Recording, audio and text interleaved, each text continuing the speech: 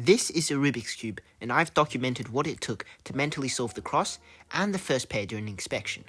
If you didn't know, when solving the Rubik's Cube, you actually get 15 seconds of inspection where you can only plan your moves, but you can't start to solve.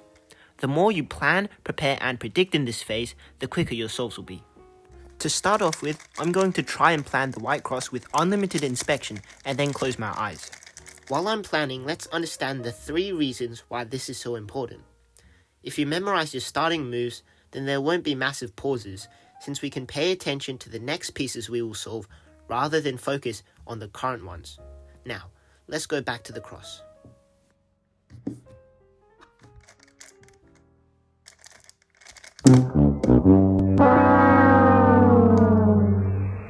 Let's try again. The next reason is finger tricks.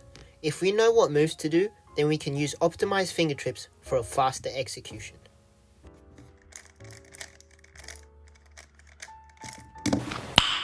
Nice. Alright, now for the 3rd time, I knew I could solve the cross, but I still had to actively think about it while solving, so I really tried to use more inspection time and get my solve under 3 seconds.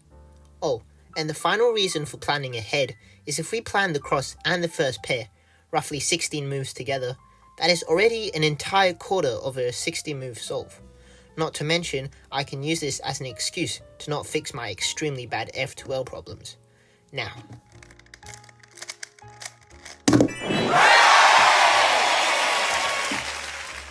inspecting the cross compared to the first pair is like swimming in a waist-height pool compared to the stormy waters in the ocean. To put it simply, it's very hard.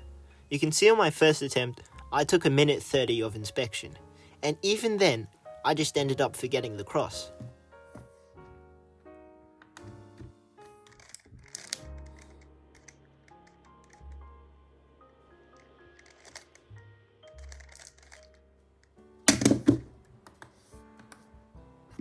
So I tried again. This time I made sure to double check everything and explain my thought process as well. Alright, so if I move this down here, I can insert it like this. And then by inserting this pair will get like this. And when I put this across, this pair will go here. And when I move this down, this pair will go here. And then I might just take this pair out so I can solve this.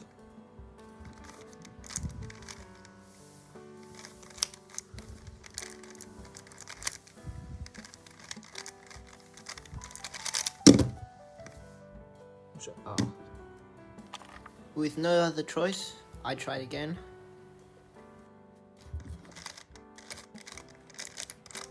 Okay, so I got this one, but I messed up my cross. And again.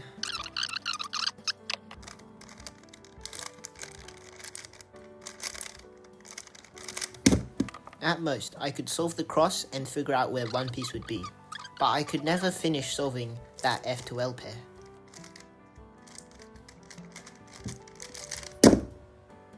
It was quite frustrating to spend a long time inspecting the cross, only to forget it when tracking the F2L pieces.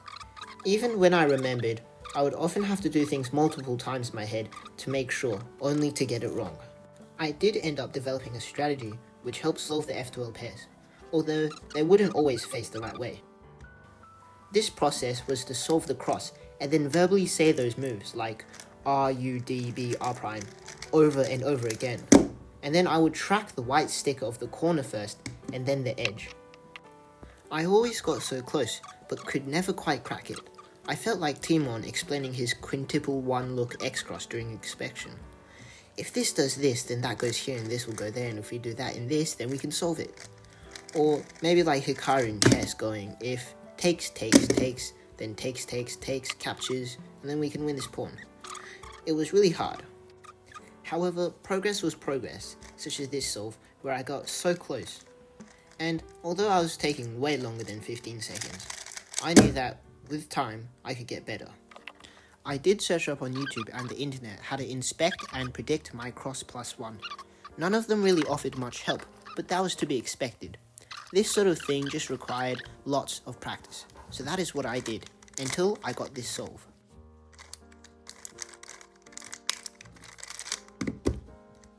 Let's go. What I realized through that solve was the less moves the cross needed, the less chance of mistake occurring. Simply solving on white all the time was too hard, so I needed to learn to be at least color neutral on yellow. This way, if white was too hard, I could always solve the yellow cross. This seemed to work, as the very next solve I got lucky and this happened. Let's go. As I drilled my inspection, I noticed the two biggest things I needed to improve on. The first being my very long inspection time. For those like me still learning to inspect, I highly recommend not to worry about this, but first get consistent. The more major problem was that when solving, I still had to think. What I mean by this was that I couldn't just execute my solution like an algorithm, but I had to instead turn slowly in order not to mess up. Oh my goodness, thank you B4Silo on Reddit for posting this. Now, you can actually, on this website, choose how many moves your cross can be solved in. So for example, 2 moves, and it'll generate a scramble. Okay, so we put the cross color we want, which is white for me, on top, and then we do the scramble. And as I said, this will generate a position where the cross can be solved in just 2 moves. So this is quite easy. This is move 1 and move 2. So I can actually predict the first pair right here, which is going to be these two. And I'm going to close my eyes here and solve it. Bam. So I'm going to do 5 in a row. And if I can do that, then I'm going to move on from 2 moves cross to 3 move cross. And I'm going to try get up to 5.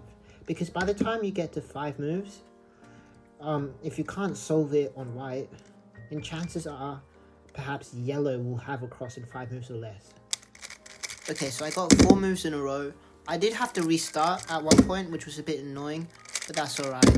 It took around 10 minutes, so now I'm going to move on. Alright, I then moved on to crosses, which could be solved with only 3 moves. I did eventually get 4 in a row, but it did take 7 solves, so that took 13 minutes. It also took a bit longer in inspection, but that was to be expected.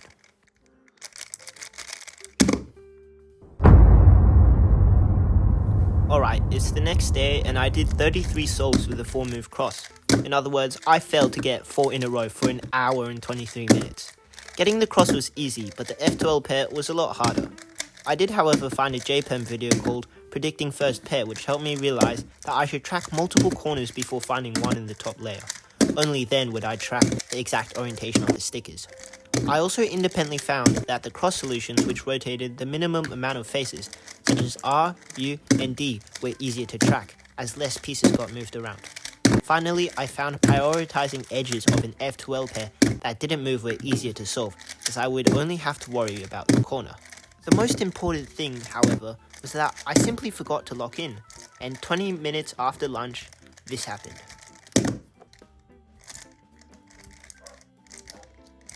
Another one. Another one. Another one. So another day has passed and now I'm pretty comfortable with 4 move cross scrambles. And what I've come to realize is I just have to trust myself in figuring out how to solve the cross, trusting that I'll remember it. So this is the first time I'm seeing this and I'll just walk you guys through how I would solve this. So first I would solve the orange within L prime here, and then I'd match it back to the colors here. So it's LD, and then we can do a B2 and L2 because this will be here. We'll do an L2. I like to remember LD as Aldi, the supermarket. So we have Aldi, B2, L2. And you'll notice that moves like this and this aren't affected. So if these were white edges, I'd probably solve these.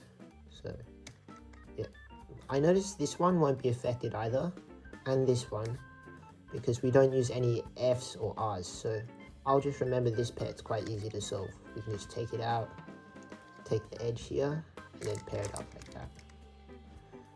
So I'm gonna solve this now with my eyes closed. LD, L2, D2, and this would be here. And yeah, that's how I would solve it. Finally, the 5-move cross solve, the epitome of patience, memorization, and brain-numbing calculations. Despite this, it was not the impossible task I thought it would be when I initially started this challenge. Reflecting back, I now notice the later the solves were in a session, the less accurate they got. This decision-making fatigue offers an explanation for how I immediately got 3 in a row directly after lunch. After I had realized this final tip, I pulled together all my experience from the countless hours of practice to finally get this.